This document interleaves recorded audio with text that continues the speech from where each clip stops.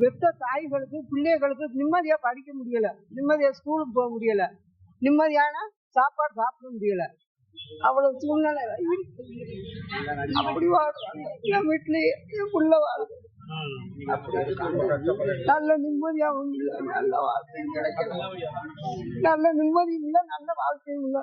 அவ்வளவு கஷ்டப்பட்டு தானே உழைச்சு சாப்பிட்டுக்கிட்டு உட்காந்து வாழ்றாங்க. சாமியை தான் கும்பிட்டுக்கிட்டு இருக்கோம். எல்லாருமே யாருமே குடிக்க கூடாது. நாட்டுல ஒரு வீட்லயும் ஒரு நாட்டிலையும் ஒரு வீட்லயும் குடிக்காம குடிமகன் இருந்தாங்கன்னா அந்த குடும்பம் ஓஹோன்னு வரும். குடிச்சிட்டு இருக்கவங்க வீடு என்னைக்குமே தரமட்டமா தான் உட்காந்துருக்கு. 4 பேரை போல நல்லா சேலை கட்ட முடியாது, 4 பேருக்கும் போக முடியாது, வர முடியாது, பிள்ளைகள் நல்லபடியா வாழ முடியாது.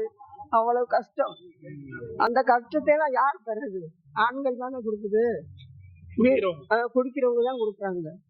நம்ம பிள்ளைய கட்டி கொடுக்குறோம், கட்டி கொடுத்தா அந்த பிள்ளை நல்லா இருக்கும், நல்லா வாழும், 4 இடத்துக்கு போகும், நல்ல பேர் வாங்கணும்னு தான் கட்டி கொடுக்குறோம்.